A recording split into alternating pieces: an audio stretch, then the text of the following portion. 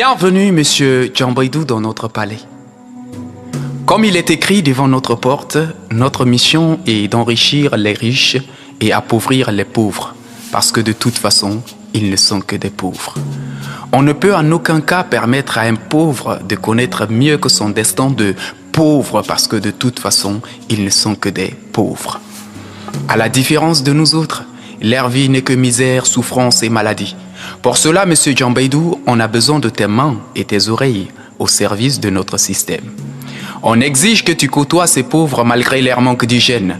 Trempe ta main s'il le faut dans leur plat commun. Soutire-nous les meilleurs des renseignements. Puisque notre but est de les maintenir dans une vie sans espoir, du père au fils, de la mère à la fille, dans un perpétuel combat sans fin contre la faim. On aimerait les voir cohabiter avec l'inquiétude et l'incertitude jusqu'à ce qu'ils épousent la frustration et la haine. On souhaite voir ces pauvres se déployer dans la dureté et la chèreté de la vie pour survivre, jusqu'à ce qu'ils se rendent enfin compte qu'ils sont obligés d'endurer comme les aînés ou partir parce que de toute façon, ils ne sont que des pauvres. Ils disent que nous avions restauré l'inégalité, l'injustice et la corruption. Mais ils n'ont encore rien vu. Bientôt, le mot confiance ne fera plus partie de leur langage. Le rire et la beauté, ils ne le verront que sur nos visages. Tout moyen d'expression, art, médias et presse écrite ne sera plus que souvenir, parce que de toute façon, ils ne sont que des pauvres. Ils verront leurs proches périr dans les hôpitaux, personne pour les aider. L'un après l'autre, ils trébucheront face à des épidémies qui ne demandent que simple vaccination, parce que de toute façon, ils ne sont que des pauvres. En plus de la peur que nous avons restaurée dans leur cœur, comme des ânes, ils supporteront le poids de notre système.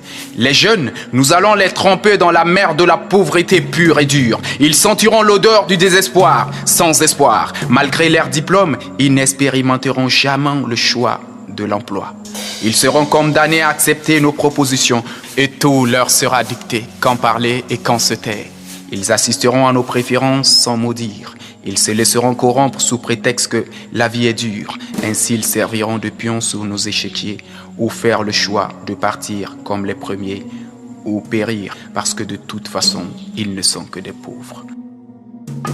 On ne supporte plus le langage pauvre des pauvres, monsieur Djambaydou, qui n'est que pleurs et accusations parce que de toute façon, ils ne sont que des pauvres.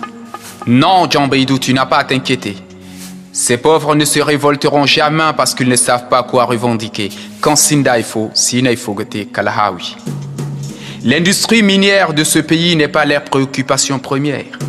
Qu'ils soient dominés, trompés ou écartés, ils n'exprimeront jamais leur déception. Ils sont excessivement occupés par des discussions sans intérêt, des rencontres sans lendemain, sans oublier le comment trouver quoi manger. Pour se révolter, monsieur Djambaydou, il faut s'unir, se préparer.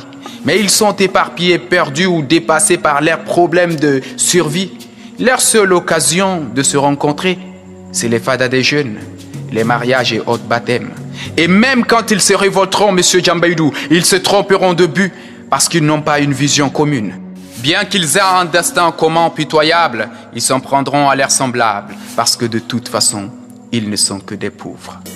L'avenir, c'est nos enfants qui sont dans des meilleures écoles et dans des meilleures conditions. Nos enfants sont nés pour gouverner ces pauvres, parce que de toute façon, ils ne sont que des pauvres. Une dernière chose, monsieur Djambaydou, pour maintenir un pauvre dans sa pauvreté, montre-lui les chemins des croyances. Ainsi, il t'oubliera.